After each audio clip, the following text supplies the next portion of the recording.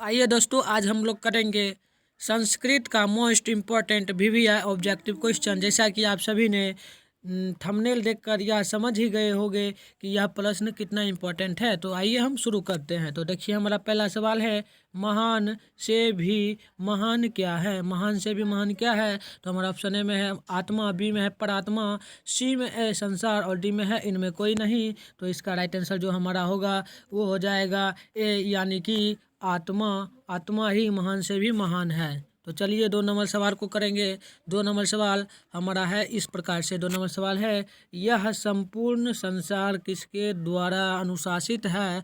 तो इसका option A में है आत्मा, बी में है परात्मा, सी में है साहित्य और डी में है इनमें कोई नहीं। तो इसका राइट आंसर जो हमारा हो जाएगा वो होगा बी, यानी कि परमात्मा। परमात्मा से ही यह संसार जो है अनुशासित शासित रहता है। तो चलिए 3 नंबर सवाल को करेंगे। 3 नंबर सवाल हमारा है इस प्रकार से, जो ये है, परिभूत पुरंदर स्थानम, परिभूत पुरंदर स्थानम की संज्ञा किसे दी गई है? फिर से सुनिए क्वेश्चन। क्वेश्चन थोड़ा धिंदरा सा है। क्वेश्चन है, परिभूत नंदर स्थानम की संज्ञा किसे दी गई है? तो इसका ऑप्शन ए में है पाटलिपुत्र नगरम, बी में है गुप्त वंश, सी में है बुद्ध। बुद्ध होगा, इस प्रकार से लिखा हुआ रहना चाहिए, लेकिन थोड़ा हट गया है बुद्ध। इस प्रकार से देख लीजिएगा, ऑप्शन सी में दिया है बुद्ध और डी में दिया है मुद्रा राक्षस। तो इसका राइट आंसर क्या होगा, जल्दी से आप सभी कमेंट कर दीजिए। तो इसका राइट आंसर जो हमारा होगा 3 का ए, यानी कि पाटलिपुत्र नगर ही परिभूत पुरंदर स्थानम की संज्ञा दी गई है। चलिए अब हम लोग करेंगे 4 नंबर सवाल को। तो चौथा नंबर सवाल हमारा इस प्रकार से है। सवाल है, गुरु गोविंद सिंह का जन्म स्थान कहाँ है? बहुत वीवीआई क्वेश्चन है, इसको ध्यान से देख लीजिए। ये फिर से पूछता है, गुरु गोविंद सिंह का जन्म स्थल कहाँ है? तो ऑप्शन ए में है पाटलिपुत्रम, बी में है करिगलम और सी में है उत्कल प्रांतः और डी में है इनमें कोई नहीं। तो इसका राइट आंसर जो हमारा हो जाएगा वो होगा ए, यानी कि पाटलिपुत्रम। चलिए अब हम लोग देखेंगे 5वां नंबर सवाल को। 5वां नंबर सवाल हमारा दिया गया है, बहुत वीवीआई क्वेश्चन है, आप सभी देख लीजिएगा। ये सवाल हर एक साल पूछा जाता है, पिछले साल 2021 में भी पूछा गया था। बहुत वीवीआई क्वेश्चन 5 नंबर भी है। तो देखिए क्वेश्चन है, यूनान का राजदूत कौन था? यूनान का राजदूत कौन था? तो ऑप्शन ए में है मेगास्थनीज, बी में है फाहियान, सी में है वैनसंग और डी में है स्टिंग। तो इसका राइट आंसर जो हमारा होगा वो होगा मेगास्थनीज, यानी कि ए। चलिए अब हम लोग देखेंगे 6ठा नंबर सवाल को। 6ठा नंबर सवाल हमारा इस प्रकार से दिया गया है। तो 6ठा नंबर सवाल को देखिए बहुत ध्यान से। 6ठा नंबर सवाल जो है, याज्ञवल्क्यस अपनी पत्नी मैत्रेयी को किसकी शिक्षा देते हैं? तो ऑप्शन ए में है भारतीय संस्कार, बी में है न्याय योग, सी में है आत्मतत्व और डी में है सांख्या। तो इसका राइट आंसर जो हमारा होगा वो होगा सी, यानी कि आत्मतत्व की शिक्षा ही याज्ञवल्क्य अपनी पत्नी मैत्रेयी को देती थी।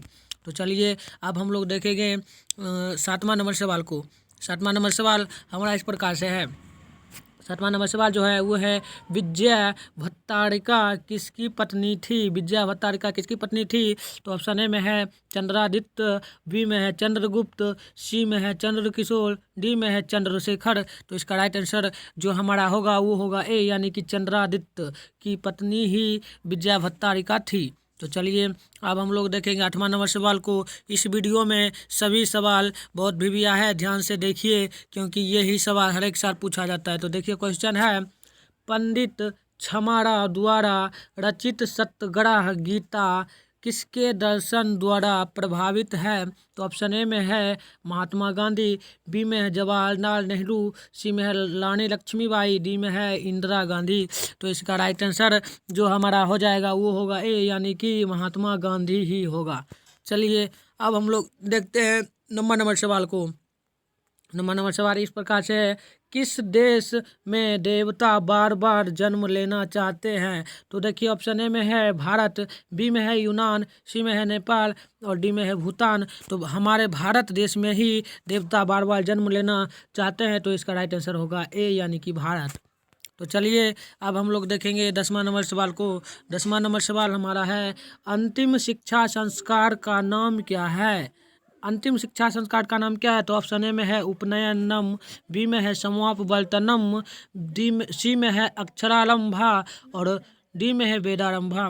तो हमारा इसका राइट आंसर जो क्या होगा, इसका राइट आंसर होगा समापवर्तनम ही अंतिम शिक्षा संस्कार का नाम है।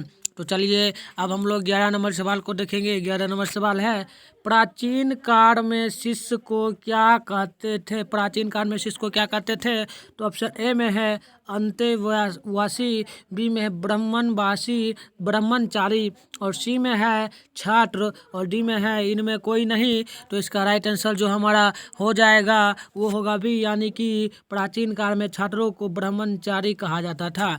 तो चलिए अब हम लोग देखेंगे 12 नंबर सवाल को। तो 12 नंबर सवाल हमारा इस प्रकार से मोबाइल स्क्रीन पे। तो देखिए सवाल है, विवाह संस्कार के अंतर्गत क्या नहीं आता है? तो ऑप्शन ए में है गोदान, बी में है वागदान, सी में है कन्यादान और डी में है सिंदूर दान।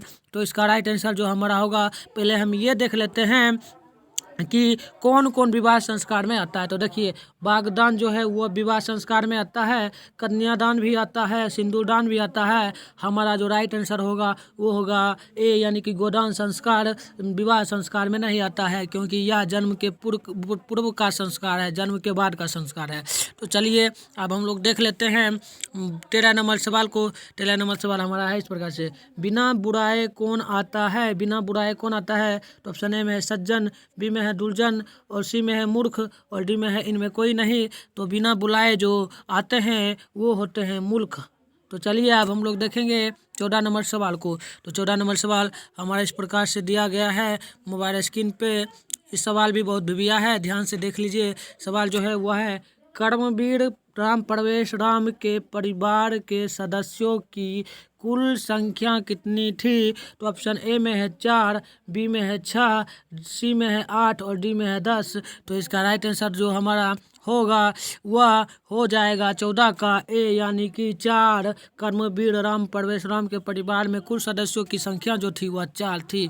तो चलिए अब हम लोग देखेंगे 15 नंबर सवाल को। 15 नंबर सवाल हमारा है, स्वामी दयानंद का जन्म कब हुआ था? स्वामी दयानंद का जन्म कब हुआ था? तो ऑप्शन ए में है 1822, बी में है 1824, सी में है 1826 और डी में है 1828। तो इसका राइट आंसर जो हमारा होगा वह होगा बी, यानी कि 1824 में स्वामी दयानंद का जन्म हुआ था। तो अब हम लोग देखेंगे 16 नंबर सवाल को। तो 16 नंबर सवाल हमारा इस प्रकार से मोबाइल स्क्रीन पे, गुजरात प्रदेश स्थित टंकारा ग्राम किसका जन्म स्थल है? तो ऑप्शन ए में है स्वामी विवेकानंद, बी में है स्वामी दयानंदा और सी में है स्वामी दयानंदा और डी में है इनमें कोई नहीं। तो इसका राइट आंसर जो हमारा होगा वो होगा सी, यानी कि स्वामी दयानंद का ही गुजरात प्रदेश स्थित टंकारा नामक गांव में उनका जन्म स्थल था, जन्म हुआ था। तो चलिए अब हम लोग 17 नंबर सवाल को देखेंगे। 17 है, अयोध्या कांड किस ग्रंथ का अंश है? अयोध्या कांड किस ग्रंथ का अंश है? तो ऑप्शन ए में है रामायण का, बी में है महाभारत का, सी में है भागवत गीता का और डी में है रघुवंशम का। तो इसका राइट आंसर जो हमारा होगा वो होगा ए, यानी कि रामायण का ही अयोध्या कांड ग्रंथ से लिया गया है। तो चलिए हम लोग देखेंगे 18 नंबर सवाल को। सवाल है, बूढ़ा बाघ कहाँ बोलता है? बूढ़ा बाघ कहाँ बोलता है? तो ऑप्शन ए में है तालाब के किनारे, बी में है नदी के किनारे, सी में समुद्र के किनारे और डी में है शहर के किनारे। तो इसका राइट आंसर जो हमारा हो जाएगा वो होगा ए, यानी कि तालाब के किनारे ही बूढ़ा बाघ बोलता था, तो बोलता है। तो चलिए ऑप्शन अब हम देख लेते हैं 19वां नंबर सवाल को। 19वां नंबर सवाल है हमारा, किस पाठ में लोभ के दुष्परिणाम का वर्णन मिलता है? तो चलिए इसका ऑप्शन हम देखेंगे। ऑप्शन देख लेते हैं क्या दिया है। ऑप्शन ए में देने हैं व्याघ्रपथिक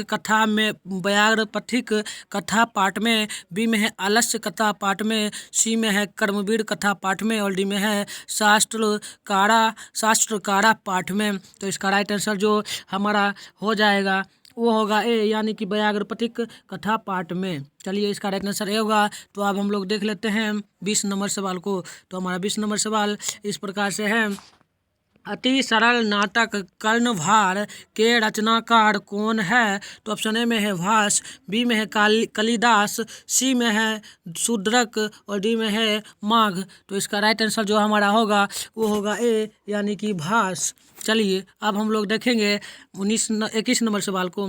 21 नंबर सवाल है, बहुत बीबिया है। यह क्वेश्चन हर एक साल पूछा जाता है।